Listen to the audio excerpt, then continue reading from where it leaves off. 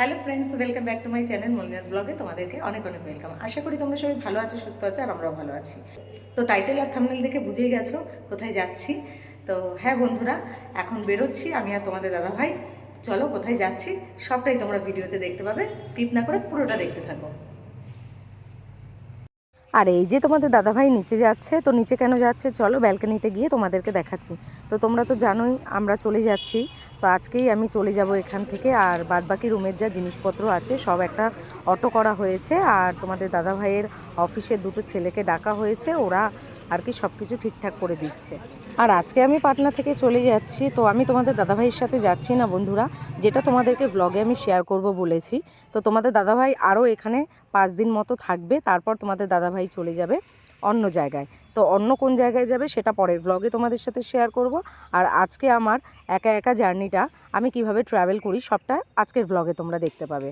তো এই যে সব লাগেজ প্যাকিং করা হয়ে গেছে এখানে, যেগুলো আমি নিয়ে যাব, আর বাদবাকি সব জিনিস পাঠিয়ে দিয়েছি আগেই কোরিয়ার করে, আগের ব্লগে তোমরা দেখতে পেয়েছো। আর এখন যা জিনিসপত্র ছিল সেগুলো একটা অটো ভাড়া করে ওদের মেসে নিয়ে যাওয়া হয়েছে। একদম টোটাল খালি করে দিয়েছি। আর এই দেখো আমরা সব রেডি করে ফেলেছি, আর এখন তোমাদের দাদাভাই আমাকে স্টেশনে এগোতে যাচ্ছে। তো বন্ধুরা, খুব খারাপ লাগছে তোমাদের দাদাভাইকে ছেড়ে চলে যাচ্ছি। তো কি করা যাবে বলো, ওর তো এটা ট্রান্সফারেবল জব, তো আমি তো সব সময় থাকতে পারবো না। তো এখন সেই কারণে আমি শ্বশুর বাড়ি চলে যাচ্ছি। তো এই যে রাস্তাঘাটের একটু ব্লগ তোমাদের সাথে শেয়ার করছি। আর তো এখানে আসা হবে না, তো সেই কারণেই তোমাদের সাথে আরও একবার করে শেয়ার করে নিচ্ছি।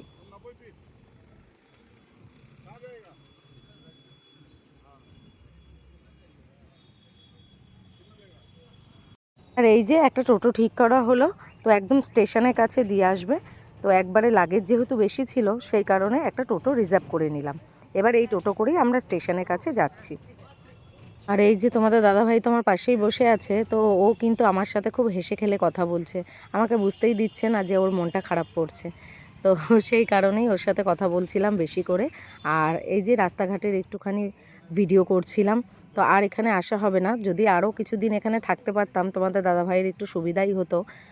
যেহেতু প্রথম থেকেই আমার সাথেই আমাকে নিয়েই ছিল এই রুমে, তো রান্না খাওয়া দাওয়ার কোনো প্রবলেম হয়নি।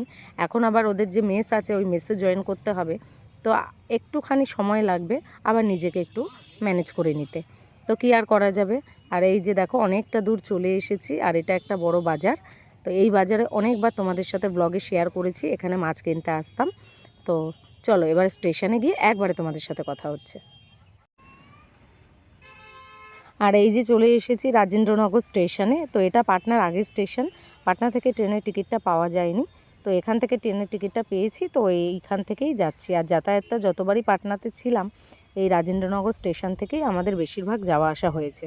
তো এটা আমাদের রুম থেকে কাছেই, মিনিট 20 রাস্তা, তো কোনো প্রবলেম হয় না। আর চলো এবারে স্টেশনের ভেতরের দিকে যাওয়া যাক। আর তোমাদের দাদাভাই একটা প্ল্যাটফর্ম টিকিট কাটবে, না হলে তো স্টেশনের ভেতরে যেতে পারবে না।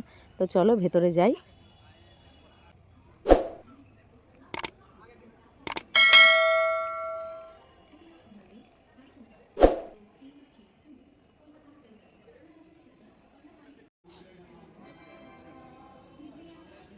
আর এই যে তোমাদের দাদাভাই প্ল্যাটফর্ম টিকিট কাটা হয়ে গেছে, তো দুজনে মিলে একটু ভিডিও করছিলাম। ওকে সবসময় খুশি করার চেষ্টা করছিলাম, আমি জানি আমি চলে গেলে তোমাদের দাদাভাইয়ের মনটা খারাপ হবে। তো কি আর করা যাবে, ওরও সাথে যাওয়ার কথা ছিল যে আমাকে বাড়িতে পৌঁছে তারপরে ও যেখানে ট্রান্সফার হয়েছে সেইখানে চলে যাবে। তো হলো না, এখানে আরেকটু কাজ আছে, সেই কাজটা না মিটিয়ে আসতে পারবে না, তাই আমাকে একাই চলে যেতে হচ্ছে। আর এখান থেকে একটু জল নিয়ে নেব। আর রাতে আমি খেয়েই বেরিয়েছি, 9:25-এ আমার ট্রেন। তো আমি বর্ধমানে নামবো, তারপর সেখান থেকে আবার ট্রেন ধরে শ্বশুরবাড়ি আসবো। তো সবটাই ব্লগে তোমরা দেখতে পারবে, আর আমি ব্লগে সবটাই শেয়ার করব তোমাদের সাথে। চলো এবার লিফটে করে 2 নম্বর প্ল্যাটফর্মে যাওয়া যাক। তো 2 নম্বর থেকেই ট্রেনটা ছাড়বে।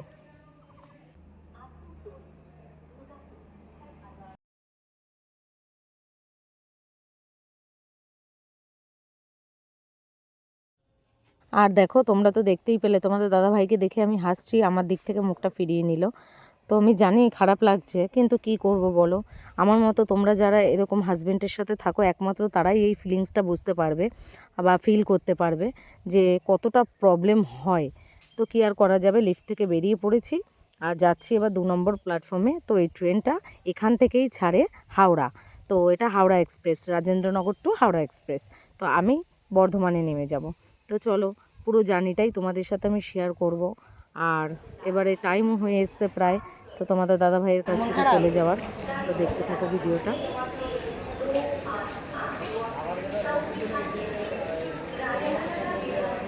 তো হাতে সময় নিয়ে অনেকক্ষণ আগেই বেরিয়ে পড়েছিলাম। তো স্টেশনে এসেও একটু বসে থাকতে হয়েছে। আর এখন বাজে 9:15, আর ট্রেন ছাড়ার টাইম হচ্ছে 9:25। তো এর মধ্যেই ট্রেনটা ঢুকে গেছে, আর 2 নম্বর প্ল্যাটফর্ম থেকে ছাড়বে ট্রেনটা আর কি। তো চলো B4-এ যাওয়া যাক। আর আমার AC 3 টাওয়ারে টিকিট আছে, তো বগির সামনে চলে যাই।